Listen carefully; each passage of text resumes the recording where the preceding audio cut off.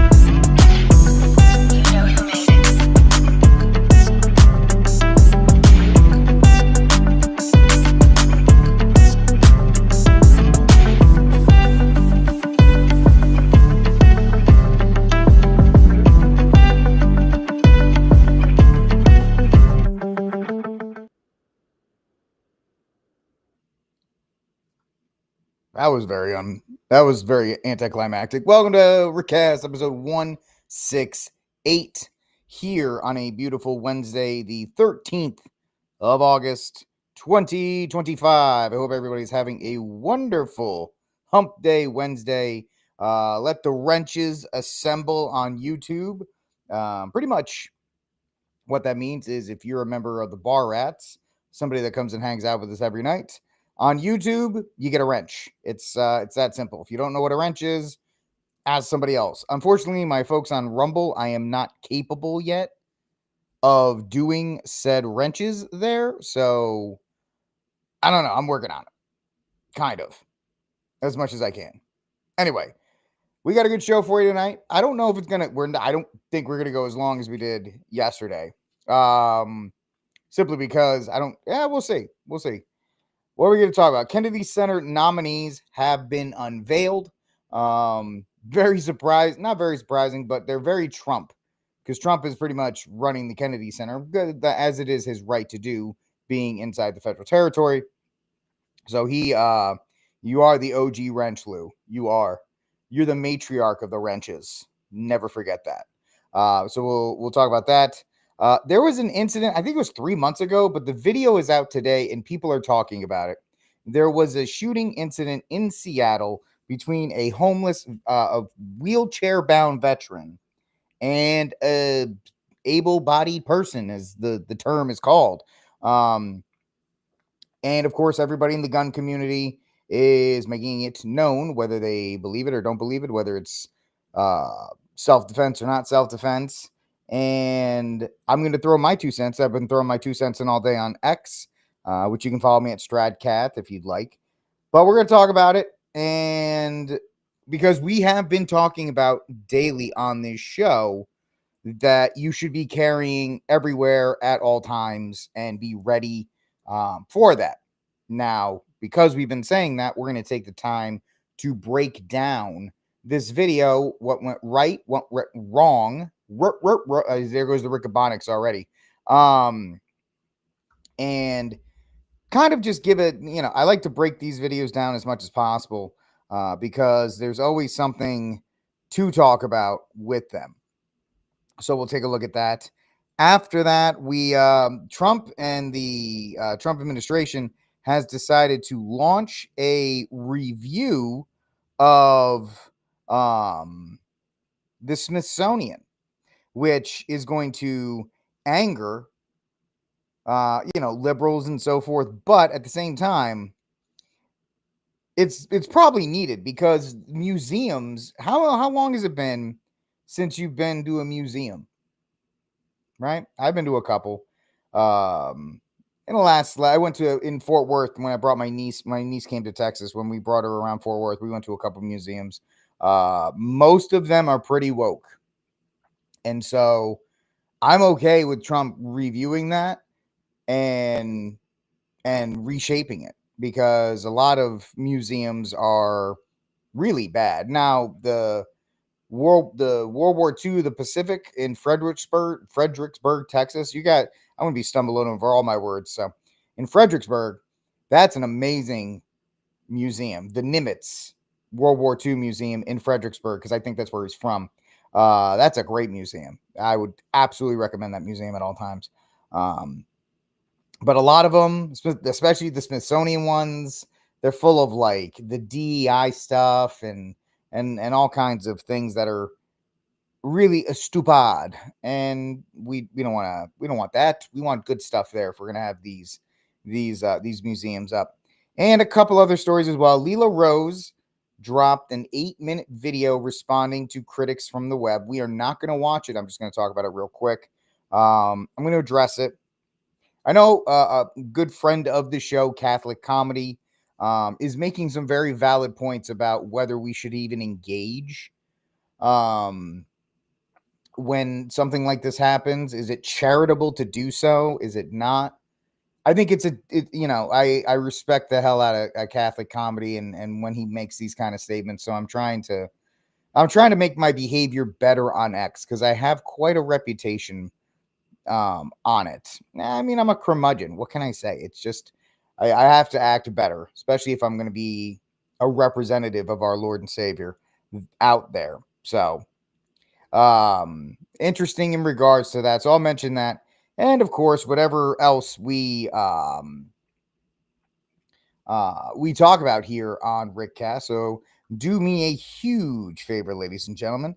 While you are here, hit that like button if you're on YouTube, if you're on Getter, if you're on Rumble, hit that like button, hit that subscribe button. If you're on X, repost the stream to try to get it out to more people because we don't do a lot of work on X. Uh, my amazing social media manager, Magdalene, and I decided that we were not going to put a lot of effort into it because the juice is not worth the squeeze. The squeeze, it's not worth the squeeze. It's not worth the squeeze because one night you'll get 200 people and then the next night you'll get one. So it's up to you guys on X if you're there to retweet and to kind of get the show out because we just the effort to put in there is not worth it. It's better to put that effort in on YouTube, on Getter, and on other places as well. Peter, are you talking about like what she originally said or what she followed up and said? Because if you missed the first one, there's a video on the site under Leela Rose, Catholic feminist, which apparently she took umbrage with. She took umbrage with the fact that people like me called her a feminist for her takes. But well, you know what? Let's just get into it. Let's just bring that one up since we're talking about it now. But first, before we get into anything, ladies and gentlemen, I'd like to thank the sponsor of this show, tradflags.com. Tradflags.com. Tradflags.com is an amazing company run by some really, really good Catholics out there. And their mission is to help take up space and to help display proudly for us Catholics what's going on each month. So for non-Catholics out there, every single month there is a different devotion that we Catholics have, on top of many other things. The most famous one for all of us is the Most Sacred Heart of our Lord and Savior, June, because of the homosexuals and what they do during the month of June. So that's become very popular. But July is the precious blood of our Lord and Savior. This month, my month, the month of August, is for the Immaculate Heart of Mary. Next month is the Seven Sorrows of Mary. October is Our Lady of the Rosary. November is the Holy Souls in Purgatory. It's a big month for me. I'll probably display that flag as well. And then December is the Immaculate Conception of Mary, right? The Immaculate Conception that Matt Gaetz famously just absolutely muffed on that one. But check it out.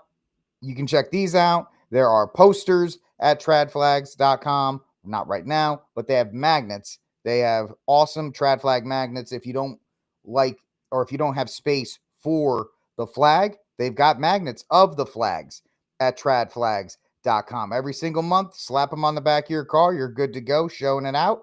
There's also bundles. There's Father Ripperger mugs. There's Benedictine mugs. There's monthly flags, garden flags, and specialty flags.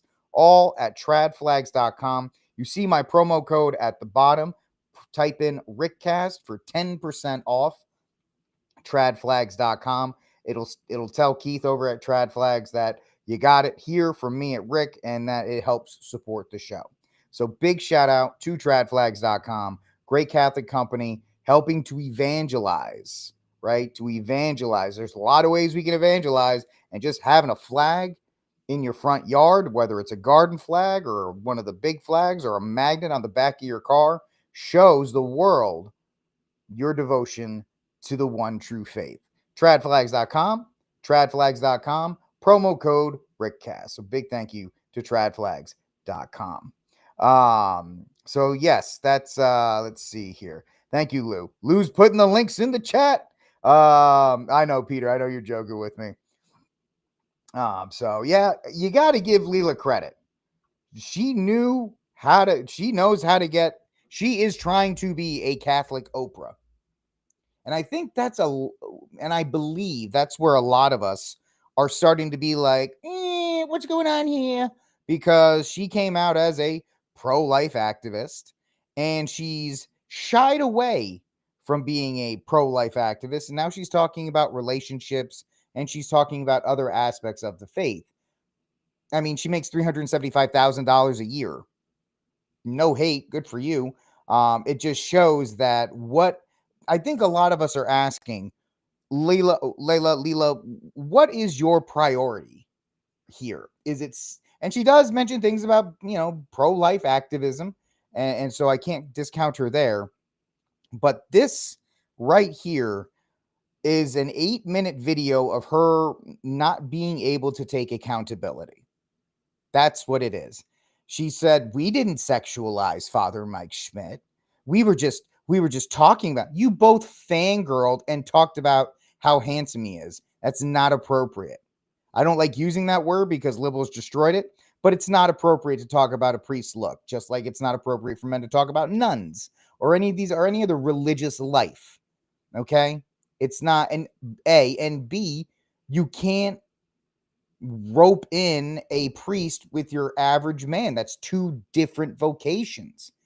And then she compares us all to our Lord and Savior. Well, he didn't. Yeah, he's also the son. He's also the God man, Leela. We're all trying, but we're all falling really short of that one. So she did that. The first one, there were 3 points of contention on this video. The first one was people are calling out and saying, women shouldn't be podcasters. And I'm not even going to respond to that one. Well, you're proving my point. You're proving my point on that one. You're embarrassing the Catholic faith because now Jason Whitlock had an entire segment on his show dedicated to this. And Whitlock's been good about having Catholics on. No Catholics there. So we got embarrassed because it's like, oh, yeah, that's what the Catholics talk about. That's what the Catholics talk about. You make it sound like a bunch of weirdos when you do stuff like this, Leela. You went in half-cocked, which is not a sexual thing. It's actually a gun thing. Back in the Revolutionary War, you had the half-cock, full-cock. That's where the half-cock saying comes from. You went in half-cocked on this one, and you stumbled around. You made a fool of yourself, and you made a fool of people. You made a fool of Father Mike Schmidt. He'll never say anything. You made a fool out of him because you reduced him down to his looks. I think women call that objectification. So you did that. You embarrassed him for that. And so, yes, when you do things like this, when you're trying to be the Catholic Oprah and talk about all kinds of things, it's going to be an embarrassing point. So this is 8 minutes of her saying, I did nothing wrong. You're all a bunch of jerks and shame on all of you, which if you look at the comments, she got absolutely blasted by men and women saying, you can't just say, listen, we got a little out of line on this. We were trying to talk about natural family planning. It went off the rails a little bit. We spoke about things without clarifying them. So it may have put Father Mike Schmidt in a certain light. We didn't want to do that. And we didn't really represent natural family planning the way they wanted to. So the big thing about this is, as a PR person, and I always like to fancy myself as a crisis response type of person in these types of situations. If I'm in the room, if there's a meeting about, hey, how do we respond? The first thing I tell her is fall on the sword. Have some humility, Lila. Maybe you should have some humility here. But no, there's a little bit of pride in this. I did nothing wrong. You guys are wrong. We didn't do anything wrong. We this, we that. Okay. Well, you're not doing anything for the meme of women not taking accountability. That's all I'm saying. And when you put yourself, and that's why I say in these comment sections every single time, if I say something wrong, light me up like it's the 4th of July so I can correct it. I'm always trying to make sure what I'm saying, especially when I get into the realm of Catholicism. That's a second drink if anybody's looking for it. Especially when I'm in the realm of Catholicism, you got to correct me ASAP so I can make sure I'm saying the right thing. The last thing I want to do, and Lila will not admit that what she said could potentially cause harm in marriages. Potentially. And there are people, Mitchell, MD2299 on Rumble's like, I watched the whole thing. It's even worse than the clips show.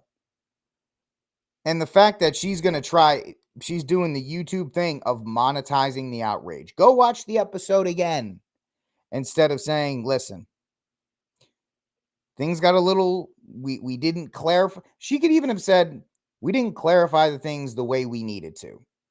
And we're not trying to cause issues in marriages. We're not trying to cause doubt between married couples. We were just trying to show off this, that. And she says a little bit of it here, but most of it is, I did nothing wrong. You people are jerks. And how dare you question me?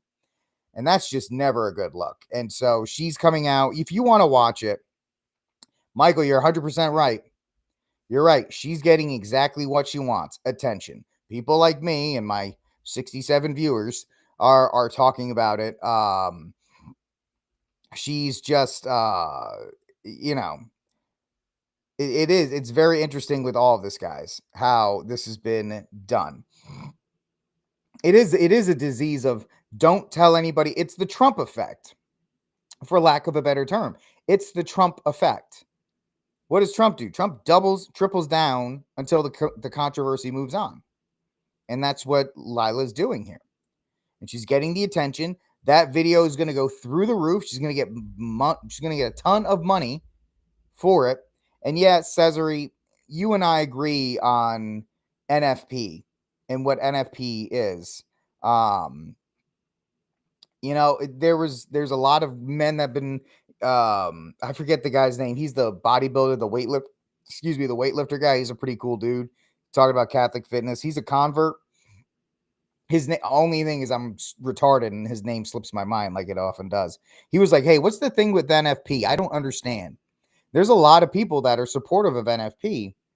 And my whole thing with NFP is, like everything else in our modernist Catholic society that we're dealing with, is that it was supposedly set in for extreme circumstances. Like a lot of other things that are supposed to be done, like cremation. A lot of people don't like to talk about cremation. Mike Pantel. I'm an idiot. I'm sorry, Mike. I can't say your name. Not because I don't like you. It's because I'm, as Alex Jones, I got to get that clip. I'm kind of retarded. Listen, kind of retarded. Yeah, he was like, hey, explain it to me like I'm 5. And it was a very interesting thread of people talking about that. But my whole thing with NFP is, and I have a very unique point of view. If you know my story and you know what me and my family have gone, what we're with, when I hear Catholic couples decide to not work within the plan, the be fruitful and multiply thing, it kind of gets me upset. And the thing is, like, Americans are so spoiled that, well, we have to have NFP because things are tough right now, guys. Your ancestors during the Great Depression had as many children as possible. Well, Rick, that was to work the fields. No, it was in accordance to what God commands us to do. And that's the thing people are falling back on too. They're like, oh, well, Catholic families had a lot of kids because they needed them to work the farm. It was also the command from God. Now, granted, the other woman in that video has 7 kids. So, apparently, I don't know. Maybe they should get a sponsorship from like Lawn Care Weed and Feed, because they're doing a fertilizer company, because they're doing something good over there. But the idea is that, Peter, you're right. It's an exception, like cremation. Cremation is really for like Catholics that can't afford a burial plot. If I'm right, if I'm wrong, let me know in the comment section down below. It was never supposed to become a normalized thing. If I'm wrong, correct me and I will correct myself. That is my knowledge of it. But now it's offered like, hey, you want your parents you want these cremated? You want them in a bowl? You want your family cremated and put in an urn, or put in like a rosary or any of this other kind of stuff? It's like, no, don't do that. But it's the excuse. And I'm going to sound like a super trad here. And if you know me, I'm not a super trad. It's just a modern, it's the worst of modernism at this point. Golly, I sound like a super trad. And I'm not even trying to. I'm just an idiot that's trying to do the best I can to get my wife and I to heaven in that regard. So the NFP thing really, and it's kind of designed for oh man, I forgot it's designed to, for Catholic couples who don't want kids right away. It's like, it's okay. It's okay. You can go on NFP and you don't have to have kids right away. You literally are in the marriage, be fruitful. It's in the ceremony, essentially. It's like not word for word, thou shalt have 500 kids. It's not, having a hold and all that stuff.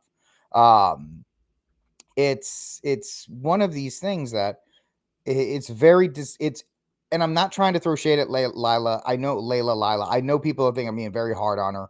It's just, I am concerned, like anybody else. I hope that she is not leading people to a place that does not put them in the best light. If that may make, I mean, I know if you know me, you go, Rick, you're not very good at any of that stuff either. That is correct. But I would like to at least try to say that. Now, Peter, the Saturday Mass thing, I kind of, I'm not going to run crossways, but I take advantage of that in the fall. Baylor University, which is the only Latin Mass, it's a diocesan Latin Mass in the Diocese of Austin. There's no other. It's on Saturday nights at 5:30 during the school year. Now in the summer, it's at 9:30 in the morning. And so my wife and I go to the 5:30 Latin Mass at Baylor. So that's why I say I'm not perfect. I do some of the stuff. I do it too. So that's why I'm not trying to throw stones at glass houses here. Believe me, if I'm tossing a stone, supposedly anybody, there's at least 4 boulders coming back at me. So that's why it's a little weird. And it really, the NFP thing is another thing, like the mass preference and all these other things. It's a cause of division, which is it's just very disappointing that it's another cause of division within the church. It's another thing that we should all as Catholics be united on. So she made her response. She's getting her attention. She's doing all these other kinds of things. So it's more saddening for me, if that makes sense, that she's doubling down on it, because I'm just thinking, like, we went through canon law. There's doctors of the church that talk about this. There's all kinds of things that she was misquoting scripture and kind of fitting it into however she wanted to. And to be completely honest, Miss Rose, I'm just going to call you Mrs. Rose because I can't say your first name, Mrs. Rose, because you do sound like a feminist when you make these arguments. And the subtitle of this show that is calling out liberals and conservatives, I might as well say Catholics, anywhere, anytime, any topic. I don't mind having the tough conversations that people don't want to have, because it's not comfortable and it's not a fun thing. And it does seem like I'm coming from a place of malice, but it's only because, listen, every one of us as fellow Catholics, we got to help every single one of us get to heaven. Even your worst enemy, even a person you can't stand, if they're Catholic, even if they're not, you got to pray for that soul to get to heaven. All right, our Lord commands us. It's easy to pray for the ones we love. It's harder to pray for the ones we don't. So that's the whole Lila thing. She dropped in another video. People are just it's probably one of the most I'm sure Trump is hysterically happy that we're talking about this, because we're not talking about the Epstein stuff. Although I did last night, Trump. I did. Very few people did, but I did. And so that's what's going on. It is what it is. Father Chad said the curse of Eve is the desire to control the husband, also known as phasm. I wouldn't doubt that. And if we're talking about Rippinger, he's actually on a couple reels where he talks about the fact, he's like, husbands and wives have authority over the husband's body. Husband has authority over the wife's body. He's like, to an extent. Like, you can't, like, if she's not feeling good, you know, he's much funnier when he talks about it. But he, you know, when you have priests talking about this, and then you have lay people talking about this, it's the dangers of social media. It's a danger of shows like these. It is. It is a danger because it gives people the option of saying, well, Father so-and-so is too rigid. I'm going to listen to what Lila said, Mrs. Rose says. Mrs. Rose is a good Catholic. She thinks this, so we're going to do it this way. That's the problem. The thing I fear is somebody says, well, Rick said this, and so blah, blah, blah, not thinking I have that much authority. Believe me. But there's always a possibility. There's always a possibility when you pick up this mic and you speak into it, that something like that may happen. Even if, you know, it is what it is. So it's that's why this is not a Catholic show. I'm a Catholic that talks about modern issues, and sometimes we stray into something like this, which is unfortunate, because I end up kind of stumbling all over myself, and there are much smarter, better guys that have been smart and said, I'm not touching it. I'm not touching it. So that's what that is. We're going to move off of it. Here's another story we're going to talk about tonight here on RickCast. Nobody else is talking about this, according to groundnews.com. This is a loss for Trump.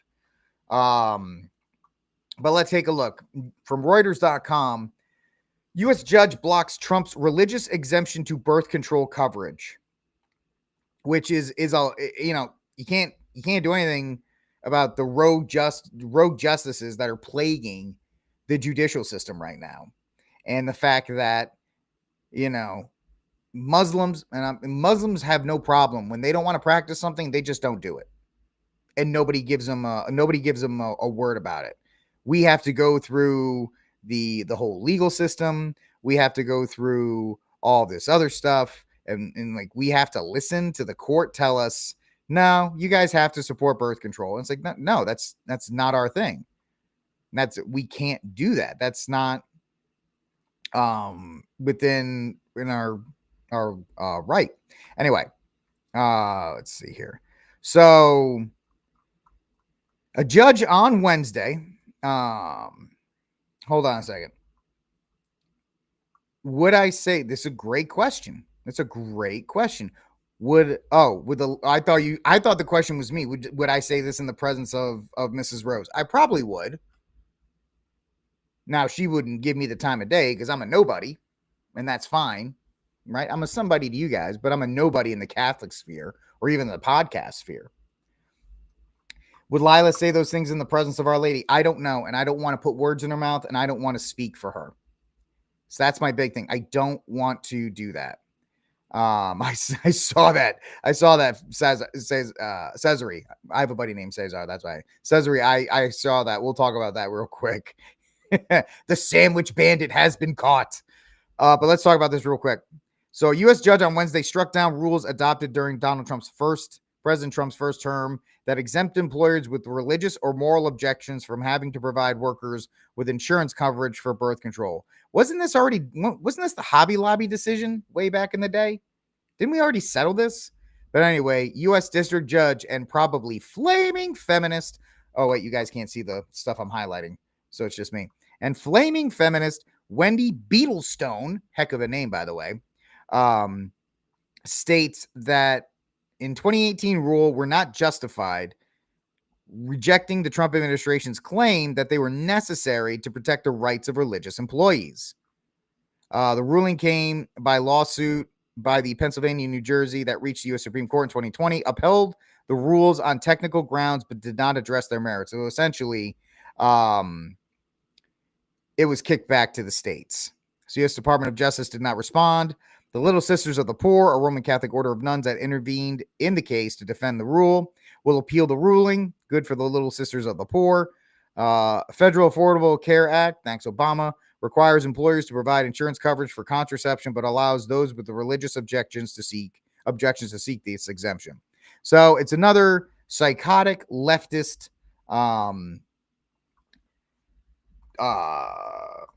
judge telling people that, hey, I don't care what your religious exemption is, the authority of the state, and that is the only religion to most people, states that you must provide something that is against what you believe, but you have to do it. So looks like we're going back to SCOTUS, and this is going to be something where SCOTUS is going to have to clarify this and not kick it back down to the states again.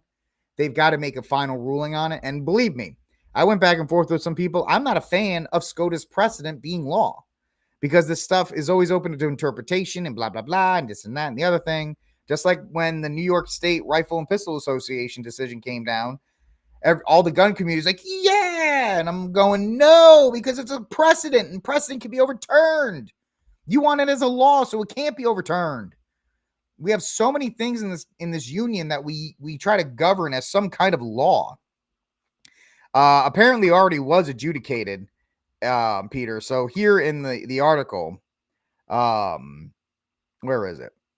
It went to SCOTUS in 2020, and they upheld it on technical grounds. But what they did is they essentially booted it back down to the states. They said, yeah, we can, but they didn't really address the entire thing. So that's why we're doing this again, because SCOTUS said, yes, it's fine, but we're not going to clarify why it's fine. So you guys just figure it out on your own, which is one of the dangers of SCOTUS. You know, everybody wants to run to SCOTUS, but SCOTUS can just say, yeah, I mean, I guess it's okay, but you guys figure it out down there. Excuse me.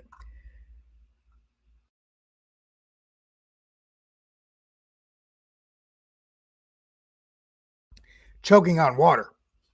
My C-Force is fighting back tonight. So give me a second. Dang you, Chuck Norris. He got me. Anyway, so that's what happens here. Yeah, the Supremes do it all the time. They absolutely do it all the time, where they'll decide it on the most technical of grounds, but they won't clarify it, and so they'll kick it back down to the states in that regard. So that's what we're looking at here. Just another leftist judge deciding that, since SCOTUS didn't do their job, because SCOTUS wants the states to kind of figure this out. Wherever, for all the love that SCOTUS gets, it doesn't do a lot of litigation. It wants the states to do the litigation and then figure it out for them. All right. By popular request, Cesare has this story we're going to talk about real quick. So this is what Trump's America looks like. I am choking on my own rage. No, I'm choking on the C-Force water, man. Chuck Norris just like throat punched me with his C-Force water. So the U.S. Attorney for D.C., Gene Perino, says that the man caught on camera throwing a Subway sandwich, shout out to Subway, I guess he got the footlong out of that, at a federal officer has been charged with a felony. And of course, MAGA is like, yeah, don't assault a police officer because you're going to get the fullest extent of the law. The cheering on of a police state is really dangerous, and MAGA loves it. MAGA loves it, man. Yeah, Jeanine Boomer. The problem is the Trump administration is full of boomers at this point. Jeanine Perino and all these boomers yelling, "Oh, you children, daggone children!" All right, whatever. Get out of here. All right, ladies and gentlemen, let's get to our first story of the night. So the Kennedy Center has unveiled its list for honors. And Trump says he's going to host it because, hey, why not? It's his thing. So he can, I don't care about this. He can do it. But Trump named George Strait, Sylvester Stallone, Gloria Gaynor, I don't know who that is, Kiss, and Michael Crawford. I mean, this is like straight out of the redneck playbook here. As honorees for the Kennedy Center Honors, and said he'll host the award show. Trump fired the Kennedy Center Board of Trustees and replaced them with loyalists. I mean, that's kind of what everybody does. and wants a more active role in governing the institution. Whatever, it's his thing. If he wants to govern it, I would rather, let me say this, I would rather have Trump spend all of his time worrying about the Kennedy Center honors and less about like whatever Israel wants. So that's my thing. I'd rather him focus on stuff like this. This is great. Trump, I want you to do oh, she's saying I will survive. Great song in the movie The Replacements. So thank you, Lou. The OG wrench coming through in the clutch. So sorry, Gloria. The Kennedy Center honors have drawn criticism from some artists due to Trump's aggressive takeover. Pretty much, it's not a liberal hellhole anymore. That's their problem.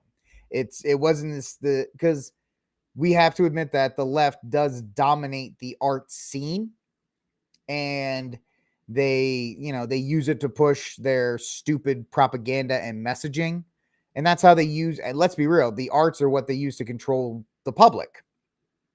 Right? That's what they use to control the public, either through movies or music or TV. That's how gay marriage was actually accepted, is through movies and television.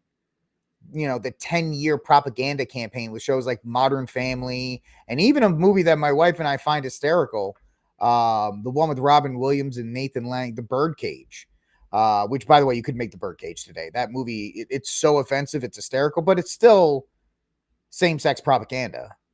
It's still same-sex propaganda. That propaganda has been used.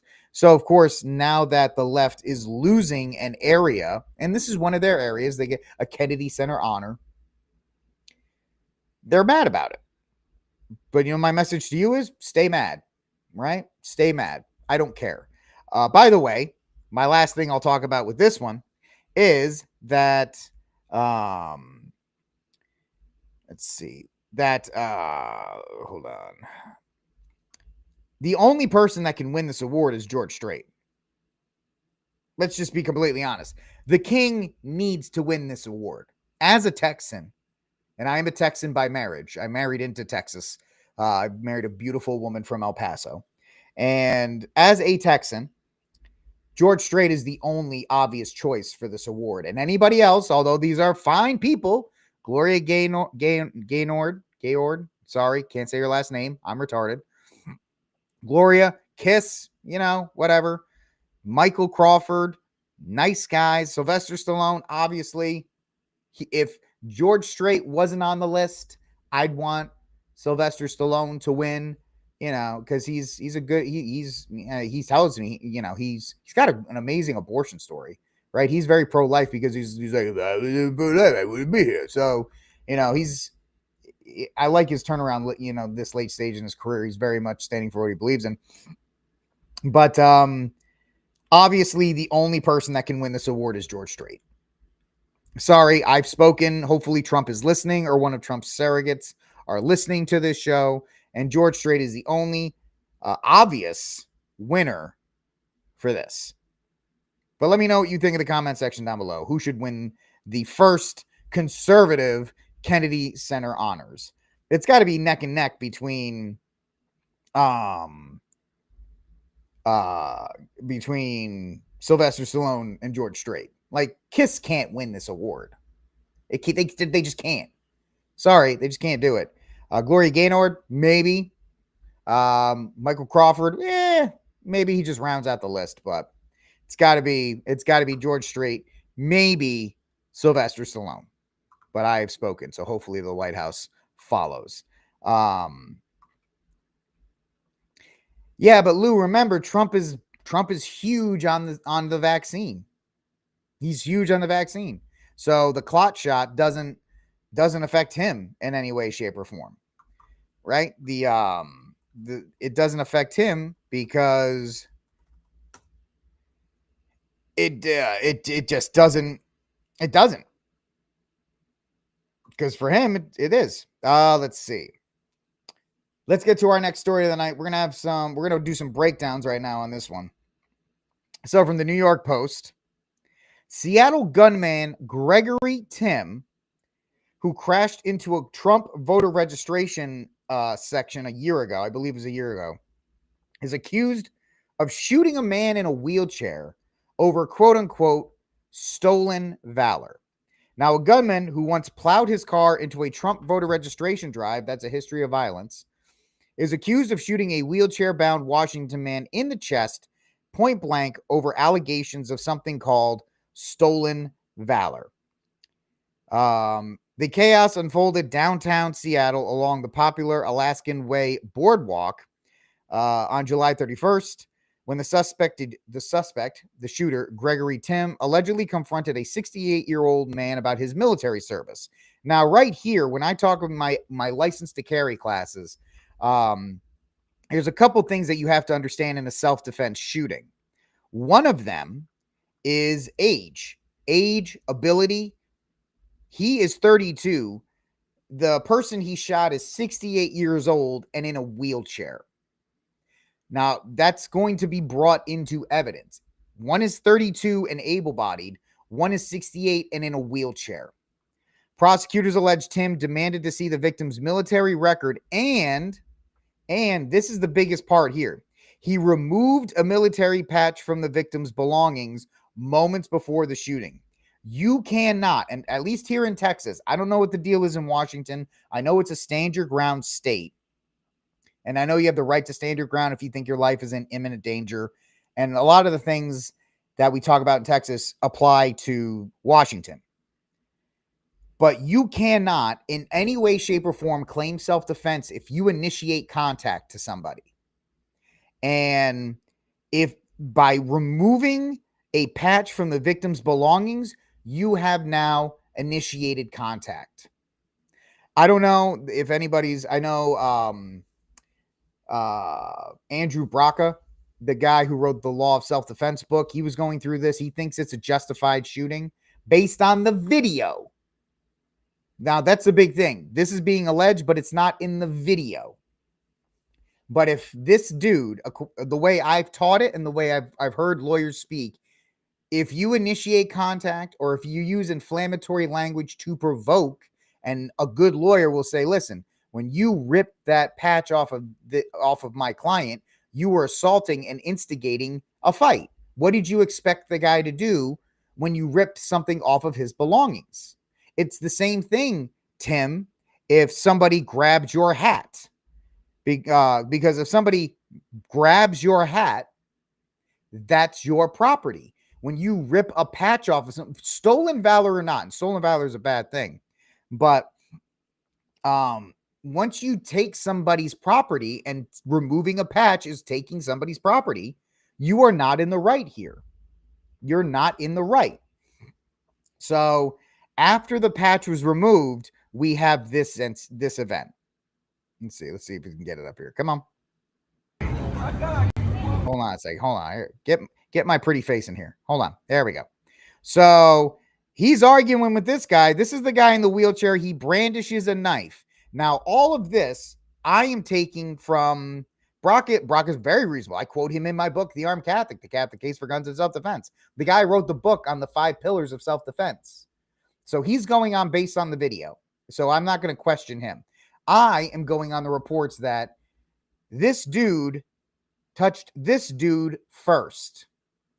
And under no way, shape, or form are you allowed to touch somebody else's stuff and then claim self-defense. You are initiating contact.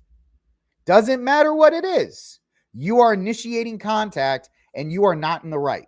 So this guy brandishes a knife and he starts to go towards the other guy. Now I want you to look at this. And now I'm gonna get rid of my pretty face. So you'll still be able to hear me.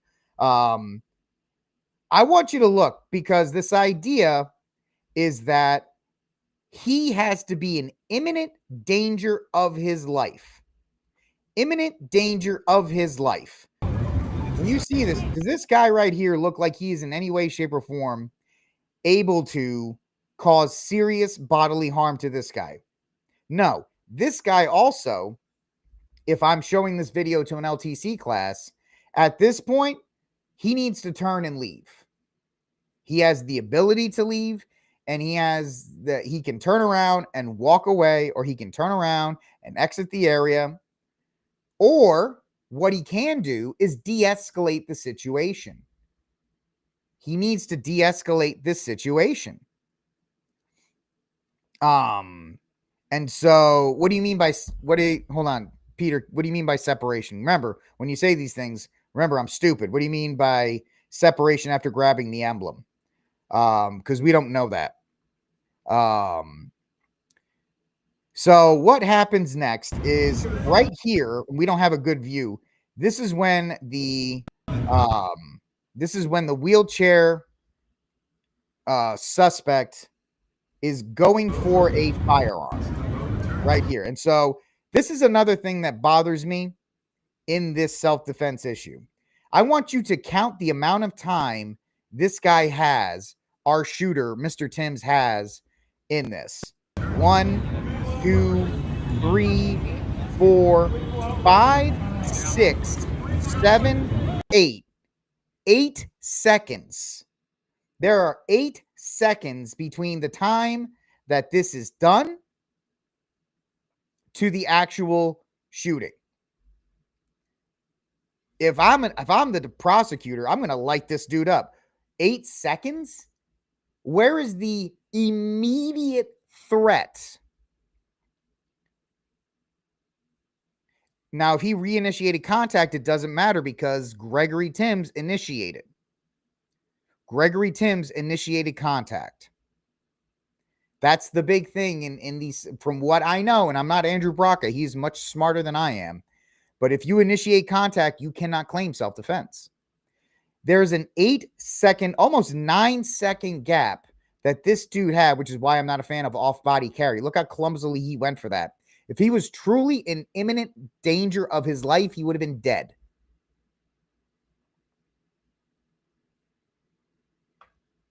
Also, I would say if you see this guy, if you see the guy in the wheelchair going for the firearm, you have a chance to go to, if he's stumbling around for it, get the gun.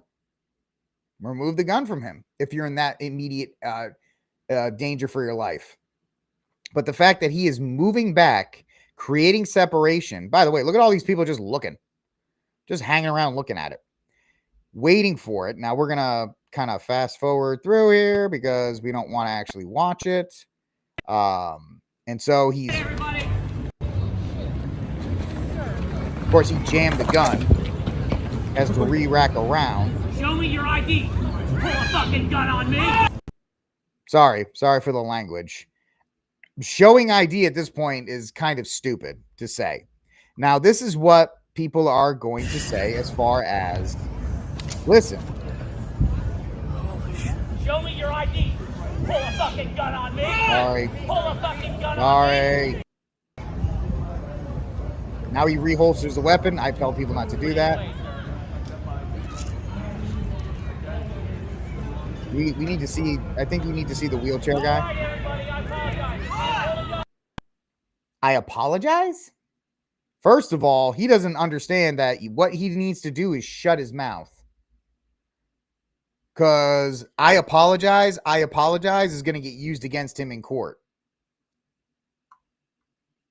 If I'm the guy in the wheelchair's lawyer, I'm going to be like, why are you apologizing? If you were going to apologize for the incident, why'd you shoot him? Now, let's see if we can get the guy that, hold on. It's very quick. But there we go. This is where people are saying it's a holstered firearm. You can't, now I'm going to give them that. It's a holstered firearm.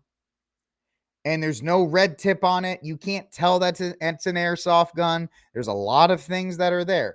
I'm not opposed to somebody. There was the incident in the Houston taco shop a couple years back where a kid took a toy gun into a taco shop and was robbing people. And it looked real. There was a license to carry holder in the taco shop, and he ended the threat with the kid.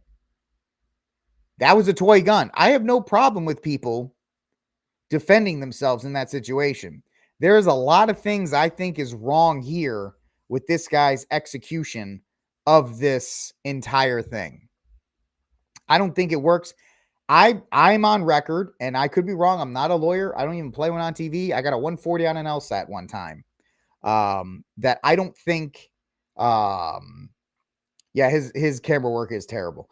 But this whole thing, if he initiated the contact, then if I'm this guy, if I'm the guy in the wheelchair's attorney, I'm like, if he didn't touch my client wouldn't have gone for the gun, and then he wouldn't have shot him. It's that simple. To be completely honest, everything post the ripping of the patch doesn't really matter. Now, if there are any lawyers that are watching this, you can school me and that'd be fine because I'd like to know more. But this is the stuff I've talked to lawyers at seminars. I've talked to other people that are much smarter than me when we talk about LTC courses. There are probably instructors in my LTC course which would agree with Tim's here. Right? I see a gun, I'm going to shoot him. Yeah, but the problem is the guy in the wheelchair is not instigating the incident. The fact that he did go for the gun, let's see. In the second video, the alleged gunman raises his hand in the air and apologizes. Timms was arrested at the scene by officers at the scene and charged with first-degree assault, a Class A felony, and he's being held on $750,000 bail. He's also lucky the guy's not dead. He's also extremely lucky that he didn't kill the guy. I mean, of course, maybe he wanted to, but it is what it is. But he's being held right now in $750,000 bond. He got charged with first-degree assault. According to court documents, before being shot by Tim, the alleged victim pulled out a knife and then an airsoft gun. Both of those things, let me say this.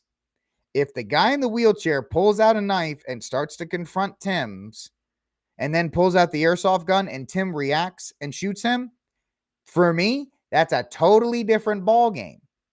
It's a totally different ball game here because Tim's would be in fear of his life. I just cannot get around somebody instigating a fight or instigating an incident. And here's King County prosecuting attorney Casey McNeathy told, if you're the one who's the first aggressor who provokes the altercation, you lose the right to claim self-defense effectively under the state law. And Tim faces a potential life in prison if he's convicted of first-degree assault. Listen, if that's the case, Tim does not have grounds here for self-defense. He doesn't. I tell people in my license to carry class, if that gun comes out, your life needs to be in immediate danger. Like you are about to die. It's very tough for me to have somebody claim that guy is about to die with a 68-year-old man in a wheelchair. It's very tough to do that. Plus, he has a history of violence. He rammed a Trump voter registration drive or voter registration proof. So he has a history of violence in his past. So I don't know. Let me check with you guys in the chat right now. What are you guys saying about this? But why would he start a fight with a vet in the wheelchair? Because of supposed stolen valor. Stolen valor is a thing where people dress up. People who didn't serve in the military or did serve in the military claim things that didn't happen. Stolen valor is big for people who didn't go to the military, didn't serve in the military. Then they go to an Army Navy surplus store and they buy the uniform. And then they go to like Applebee's and they get 10% off because they served. Or they walk around pretending they served. That's stolen valor. Or like Tim Kennedy, who claims to have 15 Purple Hearts when he actually doesn't have any. That's an example of stolen valor. You're inflating what you did. So this guy, Tim's, apparently thought this man in the wheelchair, this guy thought that the guy in the wheelchair was some kind of stolen valor. And so he initiated this entire thing. Yeah, like Tim Waltz, exactly. A Tim Waltz situation is an example of stolen valor. So, yeah, attention seekers. You guys are completely right. So if anybody in the gun community thinks I'm wrong, let me know. I'm open for a debate, but I cannot get behind anybody using a firearm who initiates contact. I'm sorry, them's the rules. My line of thinking that I explain, it's not legal doctrine or justification, but people will say, listen, you started this fight because you knew you had a gun and you wanted an excuse to use it. You had a gun in your backpack. You knew, because that's what I tell my LTCers, you know what's going to happen if this escalates, if this conflict escalates to the point where you have to take your gun out. It is upon you. It is incumbent on you as the person who's carrying a firearm to de-escalate the situation, to walk away from the situation, to avoid to do everything in your power to not take that gun out. Just because you have a license to carry, and just because you have a gun, and just because you live in a self-defense, a stand your ground state, does not give you are not John Wick or John Wayne or any John that you think you're better than everybody else. Where am I wrong? I'm inviting the debate, Mark. Please tell me what is not true about my statement, because I'm on pretty solid ground here. As soon as you take that gun out, your life as it is up to that point is over. Your life will be different from the forever on. Whether it's legally, whether it's, carrying. If that guy in the wheelchair died, Tim's has got to carry that on his soul. He's going to carry it on his soul for a patch. So please let me know why you think what I'm saying is mostly true, because I think I'm on pretty rock solid ground here. And it's not a popular one, especially in the gun community, because all they're saying is, listen, I see that gun, I'm pulling out my firearm and I'm going to do my job. If it was where the guy in the wheelchair is like, give me your bag, and then he brandishes a knife, guess what? Different situation. You slap the hat off of somebody's head and they attack you and you shoot them, you still started it because you knocked their hat off of their head. Because here's how it is. If Tim's doesn't touch in any way, shape, or form, and if Tim's doesn't, now you're twisting my words. You're twisting my words here, man. Did I say that in any way, shape, or form, Mark? Come on, man. Don't call me out for something I didn't say. What have I said this entire time? The person cannot initiate contact and then claim self-defense. In your situation, if you're talking to somebody and then they wig out and they attack you, of course protect yourself. But not if you slap somebody's hat or you take something from them and then they get aggressive with you because you got aggressive with them. No, I just want to clear the air. That's all. I just want to clear the air on that, because you and I are right. If somebody does come out of nowhere, let's say it's a certain ethnic minority from Asia who jumps out of a van screaming a certain phrase with a machete, yeah, you have pretty clear and reasonable grounds. But if you slap somebody's food off of their plate, or if you invade their personal space in any way, shape, or form, you are the one at fault. This is like one of the few areas in the world that I think I have a pretty decent leg, not a tall leg, not a long leg, but a leg to stand on. So it's not a popular opinion in the gun community. But I think, stand your ground is actually okay. Because stand your ground protects people, because the essential is stand your ground. You have the right to be where you are and defend yourself. Because if you don't have stand your ground, you have something called duty to retreat. Like in the state of Rhode Island, where I'm from, my original home, the state of Rhode Island has something called a duty to retreat, which means if somebody breaks into your home or if somebody breaks into your car or they come into your work, you have to retreat. You have to leave. You have to continue to fall back. You don't have the right to defend yourself. And so you have to have stand your ground or non-duty to retreat, so you can actually defend yourself. So yeah. Well, then when liberals started doing all this kind of stuff, getting rid of stand your ground and all these other kinds of things, essentially, as the armed papist, my statement comes to this: you have a God-given right to self-defense. Self-defense, not aggression. Because the way I'm arguing it, and I'd love to get a lawyer's opinion on if I'm wrong, because I'd love to argue it, and they can correct me. No immediate danger, because he started that fight. It's the same thing that happened in Frisco. Because the kid said, touch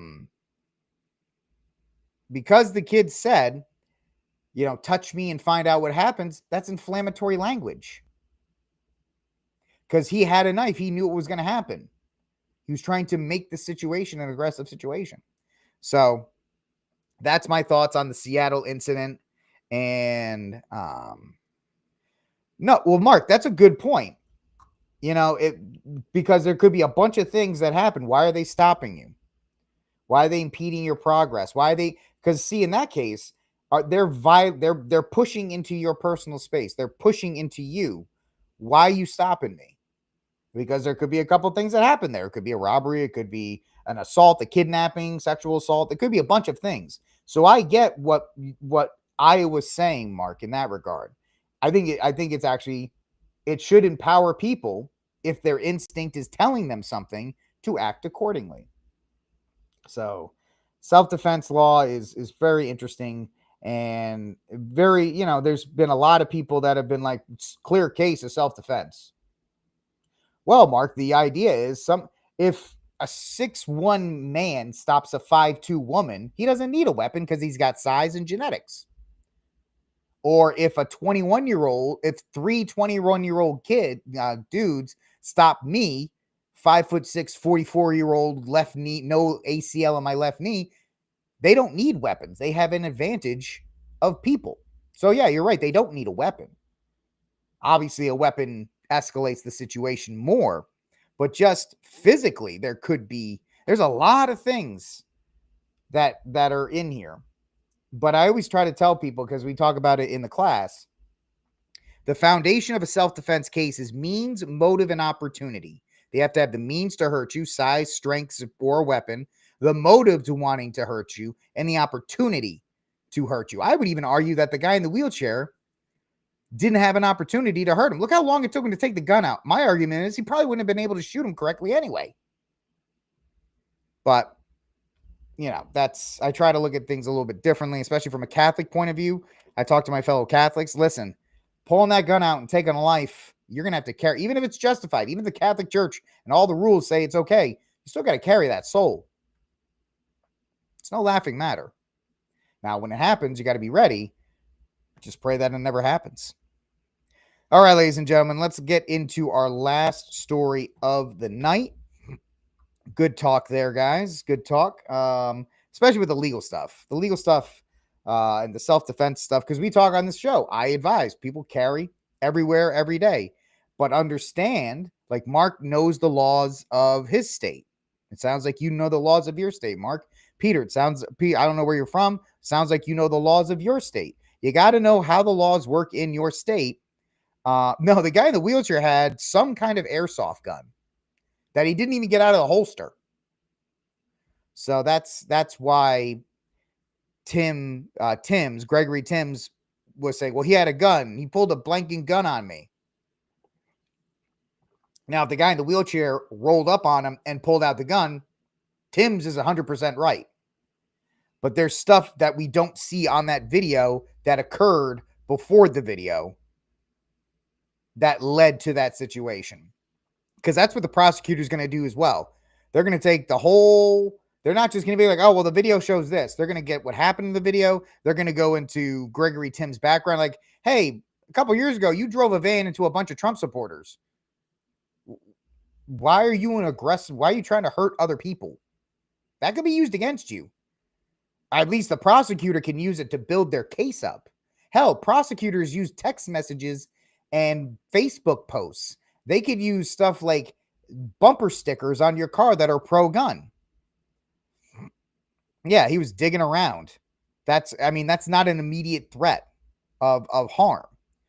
Because if Tim's, Tim's, if you think your life is in that much danger, turn around and get the blank out of there. Yeah, just Bellator. Can you expand on that? Lacking and unconvincing for who? I'd like to know. It's lacking and unconvincing for who? For the guy, for Tim's, the shooter, or for the guy in the wheelchair? Because I think it's pretty interesting. Mark, I think everybody should carry everywhere. Honestly, I think everybody should carry everywhere.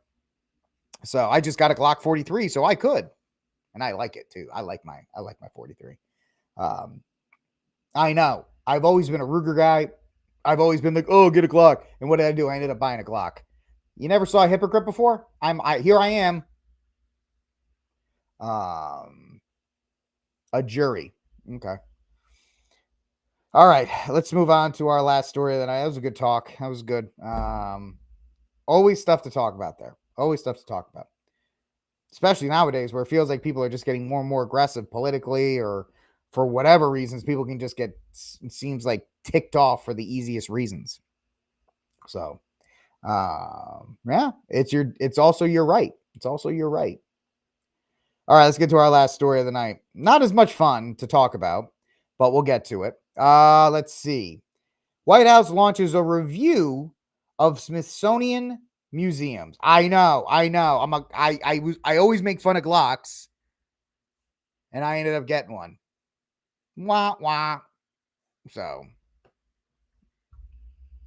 what can I say? For a tiny guy like me, the 43 just works, and I will never buy a SIG. Sorry, I'm not a SIG guy. And after what they did and just the way that company responded, I'll never buy a SIG product ever again. So, for me, the Glock 43 works. It's a 9mm. It's the smallest one I can carry. It's got decent capacity for its size, and I don't feel outgunned or like I wouldn't have enough ammo in that situation. It's better than nothing, and it's better than the LCP that I've been carrying. I've been carrying a Ruger LCP. 380 is a fine round, but I just feel like it needs, something that's a little bit step higher. All right, let's see here. I know, Glock, man. Ugh. Next thing you know, I'm going to start wearing Glock t-shirts and all that. I'm going to start saying perfection. Perfection. Glock perfection. Sad. Chuck Norris doesn't approve. All right, ladies and gentlemen. So, White House launches a Ruger or a Luger. Well, I'm a big Ruger guy. I have the Ruger RXM, which is the Glock variant. I have a Ruger LCP, which is the 380. And I have a Ruger 22 revolver. So, and I have a Ruger Security 9. So I like the Ruger products there. It does shoot 9mm Luger, if that helps. But it is it is. I know the way it goes. Michael Knowles interviewed a guy about plenty of bones on Sardinia, the size of 9 to 15 feet tall. The museums are turning down bones is quite fascinating. Yeah. Well, unfortunately, museums, like most of academia, has been controlled by the left. So places that are supposed to retell our history, whether it's the Air and Space Museum or whatever it is, are now just other areas that are used for indoctrination. Now, granted, what Trump's trying to do is turn it into right propaganda and right indoctrination, which, since most of us lean at least in the direction of the right, then that's something that we can get behind. Or even if it's closer to the middle, we'll take that. But the White House launches a review of Smithsonian Museums. The White House is conducting a review of the Smithsonian Institute's museum exhibit to ensure they align with President Trump's directive to celebrate American exceptionalism and eliminate divisive narratives. Sounds pretty okay. The review includes the National Museum of American History, which I guarantee you that needs a lot of work, and the Air and Space Museum, with a completion date expected in 2026. Air and Space Museum was always my favorite museum in Washington, D.C. to go to. but I haven't been there in a while. So, and I don't think I'm going back now that it's under state control. Now that there's Humvees and stuff in the streets, but really? The Smithsonian admitted to dumping mammoth tusks in the past. Well, it's whoever the curator, right? The curator of the museum decides. It's really their vision for what the museum should have. Now, specific museums involved in the initial review include, I already said that. Museums are required to submit current exhibit information within 30 days of implement, kind of retarded, changes within 120 days, according to the administration's guidelines. Of course, there's a lot of wailing going on right now from the left. They're destroying history. They're blah, blah, blah. Even though the left has done all this already, and this is just a correction. Oh, that's right. She is, because she went into space. That was such a joke. Like that. That shouldn't be in the Air and Space Museum. Jeff Bezos's, certain shaped rocket should not be in the Air and Space Museum. But it is. So now people are like, oh, Katy Perry's an astronaut. No, she's not. Okay? She is not Bruce Willis. She did not go fly up to an asteroid and blow it up with a nuke to save the world. No, she went into space for 30 seconds. There's a joke here that I'm trying to keep the show family friendly, so I'm just going to move on. But the left is talking about, oh, can't believe he's destroying academics and he's destroying our past, when the left has already done all of these things. The left has destroyed and altered what the past is in order to fit whatever narrative they want to have. They want to have this narrative that America is racist, that America is, a awful place. And is it perfect? No, but there's some things we can celebrate in the history of the Union. Yeah, they also promote, create, evolution and all these other kinds of things. And it's really, it's another place for propaganda disguised as truth. And once again, this, and I think Lou was right. I think the Kennedy Center nominees, I think they all get an award. I don't think it's a competition. I think they all get an award. So whatever. I think George Strait should be the only one that gets an award. But I want Trump, honestly, to focus on this, and I want Trump to focus on the Kennedy Center, and I want him to stop bombing stuff for Israel, and I want him to stop doing all the other stupid things he's doing right now and release the Epstein list. But this is the kind of stuff I want him to do, this and golf. These are the only things I want Trump doing. I don't want him doing anything else. I don't want him taking over DC. Oh, no, I'm sorry, New York or LA or Chicago or any of these other places. I want him doing all this silly stuff. And he's putting up the statues, right? I know his Secretary of Defense, or Secretary of War, I think he renamed it Secretary of War, Pete Hegseth, is talking about putting up statues again. So good. Put up the Confederate statues again. Do all the things that were undone in 2020. Because we do have a right to know as accurate of a history, which is the good and the bad, as possible.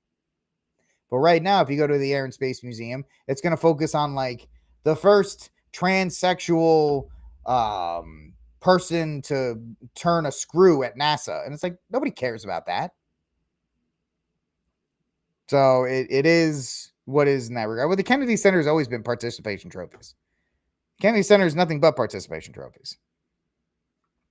Tariff thing does seem to be working out okay. This shows pro-American protectionism, so it's not too big of a deal on that regard. So that's the last one there. All right, ladies and gentlemen, that is it. We didn't go that much. We went about an hour and 30 minutes, but that's it for this episode of RickCast. I like it. See, that's the kind of stuff I like. I think that's what they should be doing. Right? Focus on DC. Make DC great again. I don't care. It's a federal territory. I have my reservations, but it is a federal territory. But let's see here. Okay. If you're not handling imports, it's rough. Yeah, you guys can argue about the tariffs if you want. There are things to debate about. But anyway, that's it for this episode of RickCast. Please do me a favor, guys. If you're hanging out with us and this is your first time, no box office. It's Tuesday or Wednesday. We usually do box office on Monday. By the way, Lou, nice shout out. You can get my book at Amazon.com, The Armed Catholic, The Catholic Case for Guns and Self-Defense. Now, Bellator, I'm going either tomorrow. I'll probably go tomorrow. Tomorrow or Friday, I'm going to go see Nobody 2. And then I'll have a review that drops on Saturday, and we'll do the box office on Friday night. So, Mark, if the book, hopefully the font is good on the book. Let me know if the font's good. If not, I'll send you a new copy because I'm still working with Amazon on that. It's a pain. Anyway, that's it for this episode of RickCast. Please do me a favor, like, subscribe, share, hit the notification bell, help the show grow. Yeah, we do that on Friday. We do the box office for the movies that are dropping that weekend, Bellator. It's Wednesday, so we don't have any tracking. Also, I'll be completely honest with you, it's August, so there's not really a lot of long-range forecasts being dropped because the only thing there are movies at the end of September and the beginning of October that the forecasting really hasn't started for yet. They'll start probably the end of this month, coming at the beginning of next month. They'll start forecasting long-range movies, and then we'll talk about that. But for the next couple weeks, it was awful font. Okay, so do me a favor, Mark. I need you to send me an email. How recently did you buy it? How recently did you buy the book? I need to know that because I'm working on trying to get that thing fixed.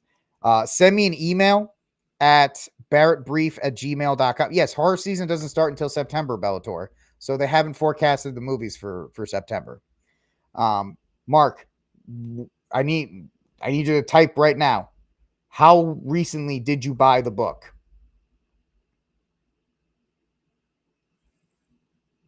Or just tell me when you send it to barrettbrief@gmail.com. Tell me when you bought the book, how recently you bought it, because that's gonna, I gotta worry about that. And then send me your address via email. I'll send you a new copy with better font. Months ago. Okay. I think I fixed it, but I have to check on that. Send me an email at barrettbrief@gmail.com 8 months ago. Okay, yeah, I think I fixed it. Either way, it doesn't matter. Send me your address. I'll send you a new copy free of charge. Because I don't want you guys to have a terrible font to the book, and I appreciate you buying it. So send me an email, barrettbrief@gmail.com. Give me your address, and I'll send you a new copy tomorrow or early next week on me. Not a big deal. Thank you for buying the book. I want you to actually have a good copy of it.